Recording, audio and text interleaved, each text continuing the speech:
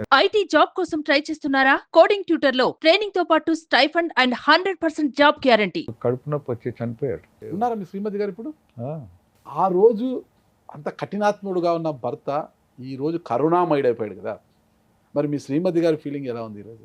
ఆశ్చర్యమే. ప్రేమించాల్సిన ఆమెతో వయసులో ప్రేమించలేదు, ఈ వయసులో బాగా ప్రేమిస్తున్నారు. దేవుని ప్రేమ అది. దానికి తోడు నాతో పాటు సేవలో ఉంటుంది. దాదాపు 30 కంట్రీస్ తిరిగాము ఆ, దేవుని సువార్త కొరకు. ఆ. అన్ని కంట్రీస్కు నా ఎంటబడి పిలిచిపోయాను. ఇంకోటి సార్, మీరు ఫ్యాక్షన్స్ కదా, బాంబులు చుట్టడం కూడా తెలుసు, ఊరిక బాంబులు పట్టుకున్నారు అంటే తుపాకీ మంచి గురి పెట్టగలరు అని అంటుంటారు కదా, అవునా? మా ఫాదర్కి ఒక గన్ ఉన్నది. ఆ, ఆయన అంటే 12 బోరే. ఆ, ఆయన హంటింగ్ పోయేవాడు. సో ఒక ప్యాషన్ వచ్చింది ఆ. తుపాకుల మీద.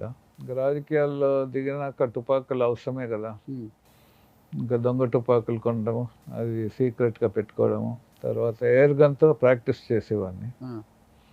మా పాప, పెద్ద పాప తల మీద యాపిల్ పెట్టి కాల్చిన, ఓకే. అంత గురి ఉండేది. పాప తల మీద పెట్టి కాల్చడం ఏంటి సార్? అయ్యో పాపం బిడ్డ. తెలియక ఏమేమో చేసేవాడిని. ఆ, తర్వాత ఎయిర్ గన్ పెల్లెట్ను ఎయిర్ గన్తో కొట్టేవాడిని, అంత గురి అన్నమాట. ఓకే. ఇంకా ఫారెస్ట్కి పోయి హంటింగ్ చేసేవాడిని. ఇంత థ్రెట నుండి, ఇంత ఫ్యాక్షన్లో ఉండి ఫారెస్ట్కి అంత ధైర్యంగా వెళ్ళేవారా? ఉంటారుగా బాడీ గార్డ్స్ పక్కన. అంటే ఖర్చు బాగా కదా, మీ తల్లిదండ్రులు ఏమనేవారు కాదా? ఏంది ఇదంతా కూడా ఇంతమందిని మేపుతూ అందరిని, ఏంది వాళ్ళు బాధపడేవారులే. నా జీవితం ఇంకా అట్లా అయిపోయింది. మనం బతకాలి అంటే ఎదుటోని చంపాలి, చంపాలి అంటే మనం చావాలి. ఎన్నిసార్లు శివారెడ్డి గారిని మీరు అటాక్ చేశారు? శివారెడ్డి గారు మిమ్మల్ని ఎన్నిసార్లు అటాక్ చేశారు? నేను ఒకసారి బస్ స్టాండ్లో నిరాహార దీక్ష చేస్తున్నాను జమ్మలమడుగులో, ఆ, ఆయనకు వ్యతిరేకంగా. ఆ, అప్పుడు మధ్యరాత్రి తర్వాత పోలీస్ వేషం వేసుకొని శివారెడ్డి మనుషులు నన్ను చంపేసేదానికి వస్తున్నారు. అప్పుడు అసలైన పోలీసు వాళ్ళు వాళ్ళని పట్టుకున్నారు. ఆ, పేపర్లో కూడా వచ్చింది, ఆ, నకిలీ పోలీసులు పట్టివేస్తారని. అది ఒకసారి నన్ను చంపాలని. ఆ, ఇంకోసారి నేను కడప నుంచి వస్తుంటే వాళ్ళు ప్రొద్దుటూరు దగ్గర కాసుకొని ఉన్నారంట. ఆ. అది నాకు తెలియదు. ఆ, జీప్ మీద బాంబులు వేసి చంపాలని నేను ఇంకొక రూట్లో ఆ. వచ్చేసాను. తర్వాత ఈ ఫ్యాక్షన్లోనే నేను నన్ను అరెస్ట్ చేసి ముషీరాబాద్ జైల్లో 1 year పైన పెట్టారు. ఓకే. ఏ కేసులో? అన్ని కేసులు కలిపి, ఆ, బాంబుల కేసులు. ముషీరాబాద్లో ఉన్నప్పుడు అప్పటికి శివారెడ్డి మినిస్టర్ అయ్యారు. ఓకే. సో జైలు సూపరింటెండెంట్కు మెసేజ్ పెట్టారు, ఆ, విషయం పెట్టి చంపేసేయండి. ఆ, ఆయన ఒప్పుకోలేదు, స్ట్రిక్ట్ ఆఫీసర్. ఓకే. నేను లోపల బ్యారక్స్లో ఉంటే చెప్పాడు, జాగ్రత్తగా ఉండు, నిన్ను చంపాలని చూస్తున్నాడు. ఆ, సో 15 రోజులకు ఒకసారి, నెలకు ఒకసారి అట్లా కోర్టు కేసులు ఉండేవి ప్రొద్దుటూరు జమ్మలమడుగు. ఆ, ఒకసారి పోలీసు వాళ్ళు తీసుకుపోతున్నారు. ఆ. బేతంచెల్ల అడవి ప్రాంతంలో వ్యాన్ ఆపేసి సబ్ ఇన్స్పెక్టర్ రివాల్వర్ తీసి పెట్టాడు నా మీద. ఏమండి అని అంటే, నిన్ను కాల్ చేసి రికార్డులో రాయబోతున్నాము, పారిపోతుంటే కాల్ చేశాను. అయితే ఇంకో కానిస్టేబుల్ ఒప్పుకోలేదు. ఆ. సో అది క్యాన్సిల్ అయింది. రిటర్న్ జర్నీలో నన్ను చంపేస్తాడని నేను కర్నూలు హాస్పిటల్ రాకముందే హార్ట్ అటాక్ వచ్చినట్టు ఆ, నటన చేశాను. ఆ, వాళ్ళు కర్నూలు హాస్పిటల్లో నన్ను అడ్మిట్ చేశారు. ఆ. ఈ పోలీసు వాళ్ళు కర్నూలు పోలీసు వాళ్ళకి హ్యాండ్ ఓవర్ చేసి పోయారు. కర్నూలులో స్పెషల్ రూమ్లో ఉన్నాను, బయట కర్నూలు పోలీసు వాళ్ళు ఉన్నారు. నెక్స్ట్ డేనే డాక్టర్ వచ్చాడు రూమ్లోకి, ఆ, వచ్చి ఇంజెక్షన్ వేశాడు, ఆ. పాయిజన్. ఊపిరి సరిగా నిద్రపోలే. ఉమ్, ఎప్పుడో తెల్లారుజామున 4 o'clock అట్లా ఉమ్, విషయం తగ్గింది. ఆ. అప్పుడు ఈ కానిస్టేబుల్స్ని పిలిచి చెప్పాను, ఇట్లా నన్ను చంపాలని చేశాడు ఆ. అంటే, మేమున్నాం లేదు సార్ సపోర్ట్గా ఉమ్, అన్నాడు. మరుసటి రోజు వచ్చాడు మళ్ళీ ఇదే డాక్టర్, వచ్చి నీ కంటి పరీక్ష చేయాలన్నా. ఆ. నేను కళ్ళు తెచ్చాను. ఒక కానిస్టేబుల్ వచ్చేసి ఇట్లా ఇట్లా ఊపాడు, వేసుకోవద్దని. ఆ. నేను కళ్ళు మూసుకున్నాను. ఆయనకు నాకు ఘర్షణ జరిగింది. ఉమ్, ఆ ఇంక్ఫిలర్ లాంటివి తీసి బయట వేసేసాడు, ఆ. పోయినాడు.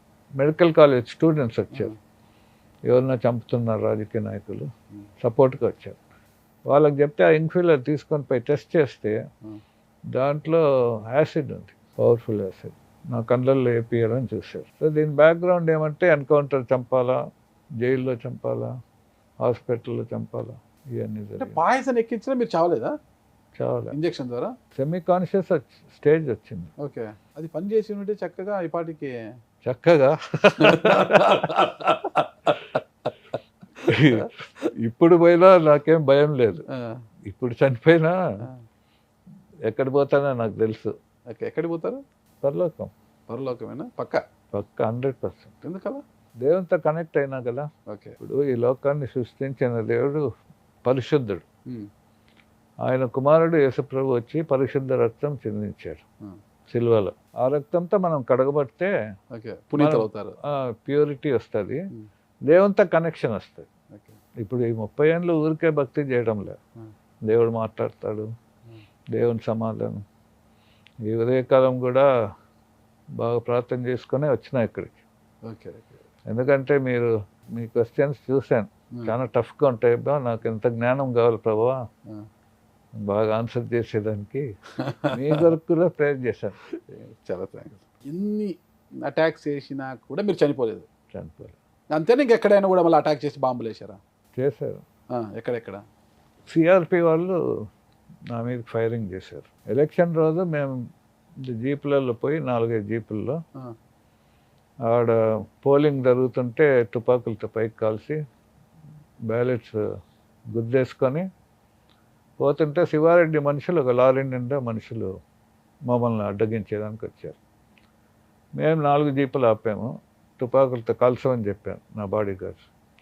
కాల్చుతుంటే వాళ్ళు అట్టపెట్టెల్లో లారీ క్యాబిన్ మీద బాంబులు పెట్టుకున్నారు.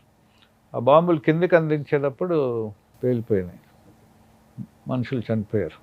వాళ్ళ అసలు శరీరము లారీకి అతక్కుపోయినాయి, పార్ట్స్ అయిపోయి. ఇంకా మేము జీపులు స్టార్ట్ చేసుకొని అడిగిపోయాం. ప్రాణంతో బయటపడిన వాళ్ళు లారీలోంచి దూకేసి పరిగెత్తున్నారు. పొలాలలో ఒక కుర్రాడు బాంబ్ ఎక్స్ప్లోషన్లో చేయి తెగింది, పరిగెత్తున్నాడు. నా పక్కన ఉండే వ్యక్తి నా రివాల్వర్ తీసుకొని వాళ్ళ మీద కాల్పులు జరుపుతాడు. ఆ పిల్లోడు చనిపోలే, కానీ 1993కి ముందు అదే తుపాకీ నేను పెట్టుకున్నాను కాల్చుకుందాం. ఎందుకు? అంటే ఒకలాంటి శిక్ష అండి. శిక్ష కానీ శాపం అనుకోండి. ఎంతోమంది ప్రాణాలు పోయినాయి. ఇంకా ఒకలాంటి పీస్లెస్నెస్ వచ్చింది, ఈ దయ్యం శక్తులు. అందుకని అది తట్టుకోలేక డాక్టర్ల దగ్గర పోయాను. ఇంజెక్షన్స్ వేసేవాళ్ళు, ఎవరికి చెప్పేవాడిని కాదు. కానీ ఫైనల్గా బెడ్రూమ్లోకి వెళ్ళి పెట్టుకున్నా చనిపోవాలని.